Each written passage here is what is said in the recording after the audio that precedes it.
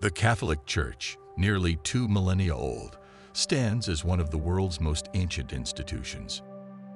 Adherents of the Catholic faith view it not as a sect or a successor, but as a direct continuation of early Christianity. However, this perspective is contested by some non-Catholic theologians and historians. For the purpose of this video, we will begin at what Catholics believe to be the inception of their faith, rooted in their Messiah, Jesus Christ. We will also delve into the origins of the Roman Catholic Church, which many non-Catholic Christian denominations assert as the true beginning of Catholicism. St. John asserts that Jesus Christ, being divine, is the eternal Son of the Father, tasked with the world's salvation.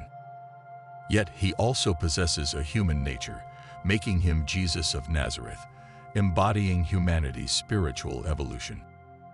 Thus, Jesus exhibits a dual nature, both divine and human, combined in one person to represent the epitome of virtue and piety. Jesus Christ was born in Bethlehem of Judea around 6-4 BCE, likely during the reign of the first Roman emperor, Caesar Augustus. Information about Jesus' early years is sparse, though some apocryphal Gospels attempt to bridge this gap. Jesus commenced his public ministry around the age of 30, initiated as the Messiah through baptism by John the Baptist. His public ministry, however, spanned only about 3 years. The essence of Christian history, and by extension Catholicism, is encapsulated in this brief period. As a Jew, Jesus adhered to and expanded upon Jewish teachings, bestowing them with new significance.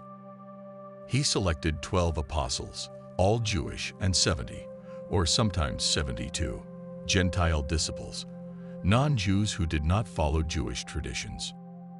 These disciples were common people, such as illiterate fishermen and field workers, not scholars or leaders, and his preaching primarily reached the lowborn, including sinners, thieves, and traders. Jesus traveled through Palestine and the villages north of the Sea of Galilee, teaching with an authority that earned him the people's unconditional love and obedience. Lacking formal training, he relied on intuition and experience to guide his disciples. Christ's mission culminated with his entry into Jerusalem, by which time he was perceived as a political and religious agitator, particularly by the Romans. Much of our knowledge about Jesus and his life derives from the Gospels written by the 4 evangelists: Mark, Matthew, Luke, and John. These texts aim not to provide a biographical or historically precise account of Jesus' life, but to convince readers of his divine nature. The Gospels were composed approximately 40 to 70 years after Jesus' death. The authors never claimed to have intimate knowledge of their Messiah's life. They merely transcribed what lingered in the collective memory of early Christian communities. This collective memory persisted, ultimately shaping the Catholic Church. The Christian faith's foundation lies in the resurrection. Prior to this, Jesus was seen as the Messiah within the already established Jewish faith. Early Christianity, however, was vastly different from what we know today. It existed merely as a sect within Judaism, its followers part of an apocalyptic messianic Jewish group. The concept of resurrection was not foreign to Judaism, so early Christians did not perceive themselves as adherents of a new religion. Instead, they believed that Jesus' resurrection imbued their religious beliefs with new meaning and clarity. At this juncture, Christianity had not yet emerged as a separate religion. It remained a Jewish sect. The apostles did not propagate a new faith, but rather introduced a new perspective within Judaism. They remained loyal to the temple and Jewish law. Nonetheless, not all Jewish leaders embraced this sect or the belief in Jesus as the prophesied Messiah. The spread of Christianity was not a sudden phenomenon. It unfolded gradually. Initially, it reached Jewish communities around the Mediterranean. As fear of persecution in Jerusalem grew, the apostles began to disseminate their beliefs in other regions. The first significant expansion occurred in Antioch, an ancient Greek city in modern-day Turkey. This marked a pivotal moment in Christian history, as Gentiles were baptized and the faith extended beyond Jewish communities. Paul is considered the most pivotal figure of the apostolic age. Of the 27 books in the New Testament, Paul authored 14, known as the Pauline epistles. Some were likely written by his disciples in his name, but at least 7 have been confirmed as his authentic work. To attract non-Jews, Paul removed Jewish-specific elements from the Gospels, making them more universally appealing. He viewed Christianity as liberation from the stringent laws of Judaism and believed that faith in Jesus alone was sufficient for salvation. Around 50 CE, the Council of Jerusalem was convened to address the issue of Gentile converts. Unexpectedly, Peter advocated for the Gentiles, asserting that both Jews and non-Jews received salvation through Jesus' grace. Peter, granted preeminence by Jesus, is a cornerstone of the Christian faith and seen as the foundation of the Catholic Church. The Bishop of Rome, or the Pope, is considered Peter's apostolic successor.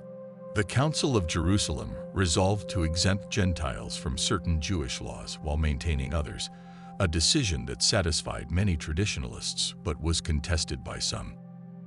The Roman tribune detained Paul, effectively saving him from conservative Jewish factions. St. Paul then invoked his right to appeal to Emperor Nero, seeking a transfer to Rome. In pagan Rome, the spread of a new unified form of Judaism was seen as a significant threat not only to their religious traditions, but also to the established social order. Consequently, Paul was ultimately condemned to death in Rome and was executed by beheading. Despite this, Christianity continued to flourish, becoming a well-established faith by the end of the 1st century. The precise origins of the Catholic faith are debated. According to Catholic tradition, the Church was founded 50 days after the crucifixion of Jesus on Pentecost. Initially known as the Way for about 60 years, by the early 2nd century, the term Catholic began to emerge. One of the earliest recorded uses of this term is found in a letter by St. Ignatius written in 108 AD. Thus, the Apostolic Age is considered part of the Catholic Church's history. However, some historians argue that the Catholic Church was actually established by Emperor Constantine. This view posits that there is no direct lineage from the apostles to the Pope and highlights the issue of the Great Apostasy, a concept emphasized during the Lutheran Reformation, which they claim was evident even in the 1st and 2nd centuries. Additionally, they contend that the first official Catholic Church was the Roman Catholic Church, founded in the 4th century. The proliferation of Christianity among pagans, despite 3 centuries of persecution, was remarkable. Various theories attempt to explain this spread. A popular belief is that Christianity's challenge to the status quo, coupled with its message of love, contributed to its growth. Christians devoted themselves not only to the affluent, but also to workers, slaves, sinners, prisoners, soldiers, travelers, orphans, widows, and anyone in need. The faith held a higher moral ground without boasting about it, promoting peace and love. Converts like philosophers Tatian and Justin admitted they were drawn to Christianity because of its ethical teachings. By the 2nd century, the Christian Church had developed a well-defined hierarchy, including roles such as bishops, priests, and deacons. This structure, known as the monarchical episcopacy, emerged shortly after the first epistle of Clement. The Church's organization was based on 3 key doctrines: the bishops, considered direct successors of the apostles, the canonical scripture, and the authoritative creed. Over time, the Church of Rome elevated itself above other churches, claiming to be the seat of Saints Paul and Peter. Its influence grew even more when Roman emperors, especially Constantine, embraced Christianity.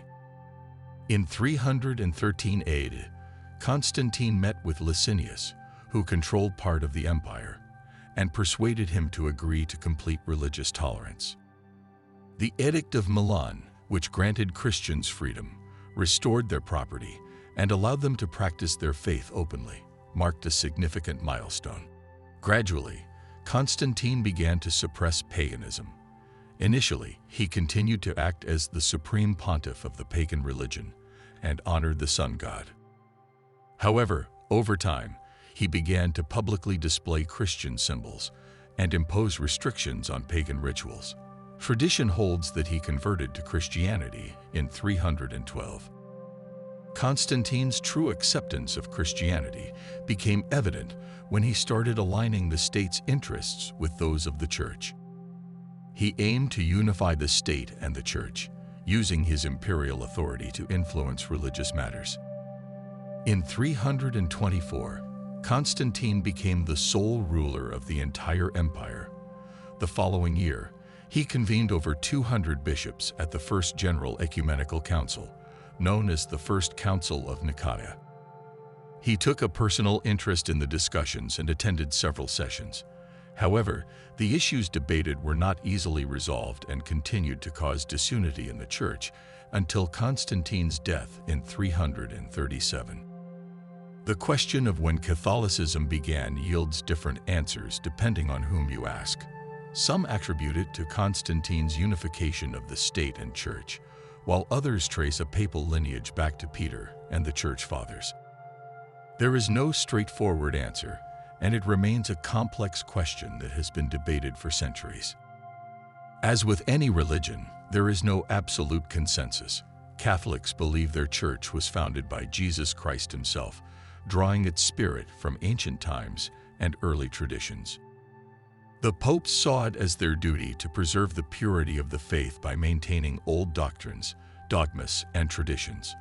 Others argue that Catholicism emerged as a distinct branch between the 1st and 4th centuries, but not directly from Jesus.